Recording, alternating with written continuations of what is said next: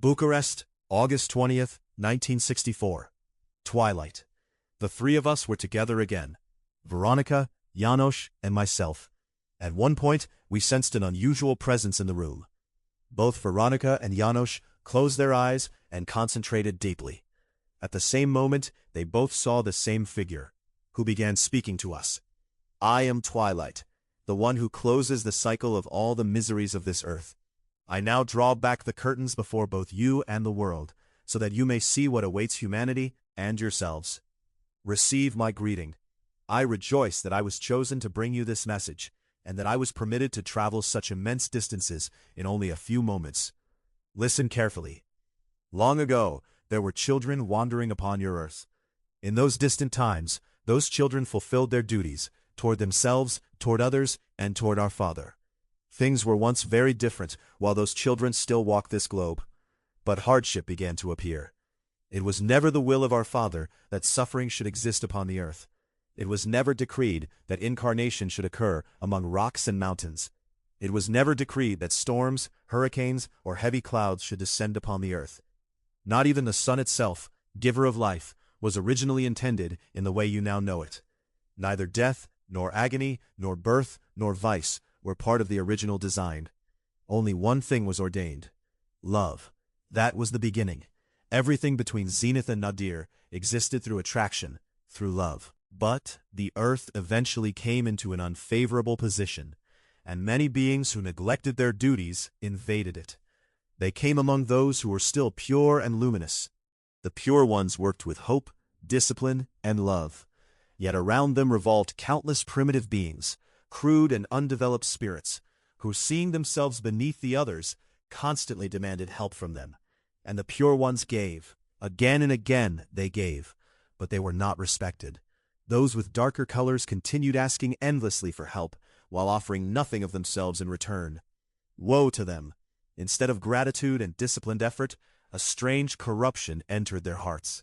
They became like spoiled children crying, "Give to me endlessly, while I give nothing back."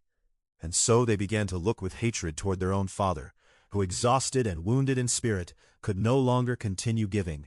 Then insults began, blasphemies, curses, and little by little, everything descended into an abyss of accusation and hatred. Those who had once given selflessly were cast aside simply because they could no longer continue to provide. Their words alone no longer satisfied the crowd.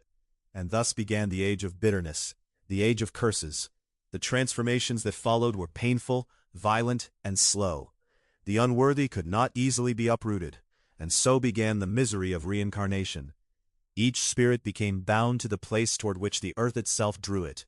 Yet not all regions were equally fertile or blessed. Then came the command: work. Continue your purification. Continue whitening yourselves, so that one day you may rise again where you once failed to rise. But humanity, instead, began struggling against one another. People living in barren lands grew resentful of those who possessed more through honest labor. Thus began the struggle that continues even now.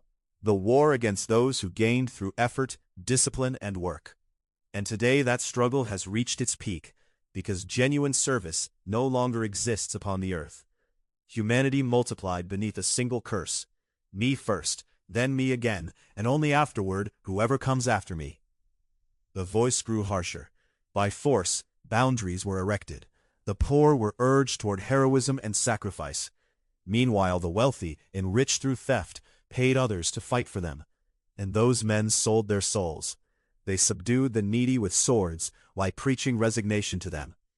Remain obedient. Work quietly. Earn eternity. Do not hope for earthly happiness, only for heaven. But the humble failed to learn from the plants themselves, which tirelessly strive upward toward the light. Instead, they bowed their heads in silence. Many sold their souls as well. Then, 2,000 years ago, a messenger came to warn humanity that the world was moving toward the abyss. He came from the world of those who had labored in discipline and light. He came not out of obligation, but out of love. He came to explain the laws governing existence and the destiny toward which humanity moved. Some listened, others listened only partially, and many refused to listen at all. Eventually the number of those who felt condemned by his presence grew too great, and so they seized him and crucified him, believing that by killing him they could hide their own guilt. The room had become utterly still. Then the voice continued. Humanity never understood that the treasures of heaven are earned through labor. People wanted everything as charity. The very concept of evil was created upon earth by humanity itself. The good do not understand greed, selfishness, cruelty, or exploitation. You created these things. You exploited one another. Without labor, through pride, you raised your fists, forged swords and spears, and hid your inner smallness beneath displays of grandeur. But the patience of God does not continue forever, precisely because of the suffering of the good. A purification is coming, unlike anything that has ever existed before. A dance of death shall begin, but only for the wicked. It will shake the earth itself. For the righteous, however, it will become the dance of resurrection. Those who remain disciplined will endure. They will know neither fear nor deprivation nor death. The voice became thunderous. Woe unto you, who established evil upon the earth! Our Father never sent plagues, cholera, pestilence, or disease.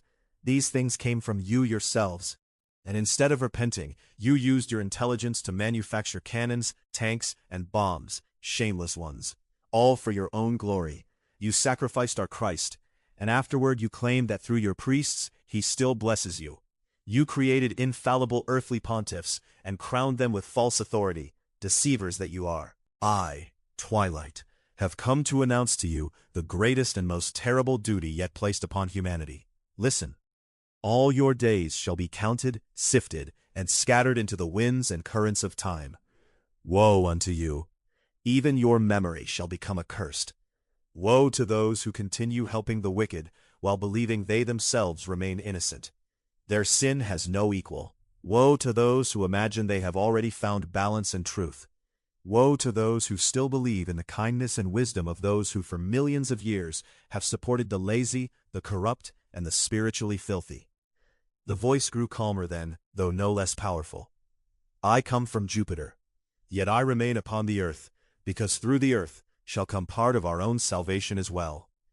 It has been decreed that all worlds must eventually become harmonized and brought into balance. Millions of beings participate in this immense labor, beings not only from Jupiter, but also from Venus, Triadion, Ascaria, and many worlds unimaginably distant from you, yet far more evolved. Then the voice turned unexpectedly gentle. You shall soon receive peace. We know your hearts are troubled. You have only recently escaped suffering, and you understand now that it was not God who inflicted those torments upon you.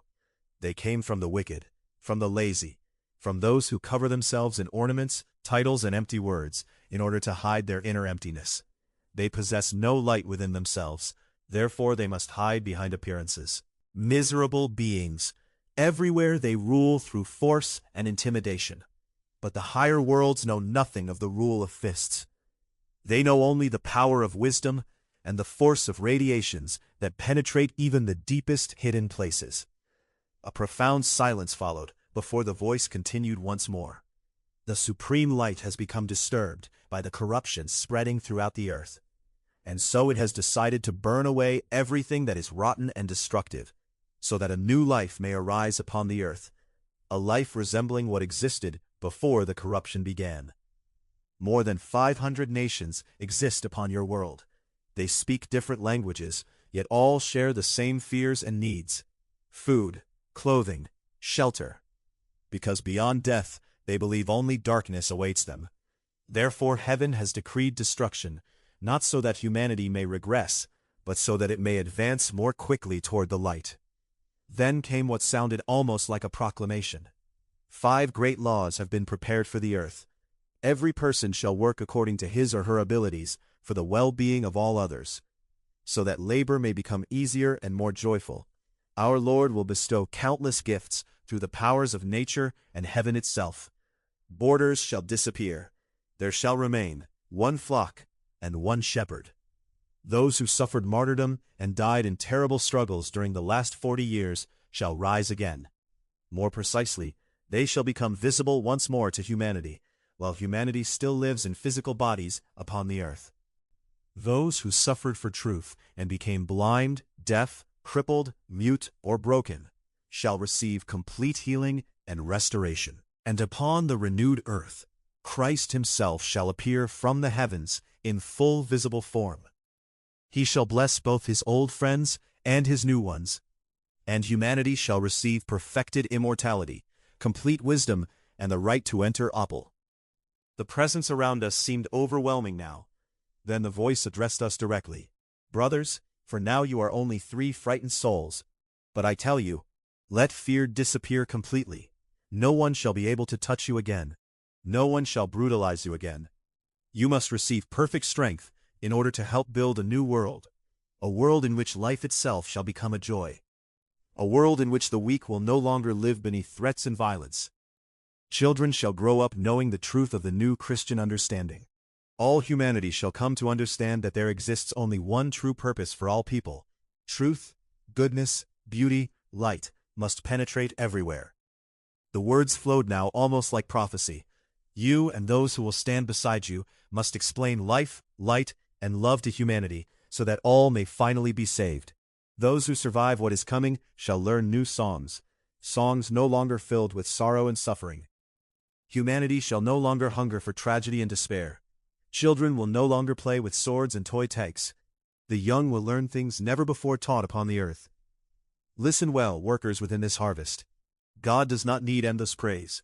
He desires no endless prayers, no fasting, no displays of piety, no wealth.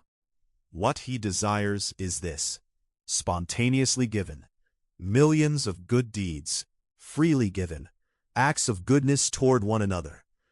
Then came the final words. And when your souls themselves begin to sing naturally through goodness, without being commanded from outside by priests or rulers, only then will our Father truly hear humanity. Be blessed in the name of our Lord and God. Everything shall be fulfilled. Make no exceptions for the wicked. Do not draw close to corrupt souls simply because they offer you bread. There is no forgiveness for those who knowingly spread corruption. The wicked must perish.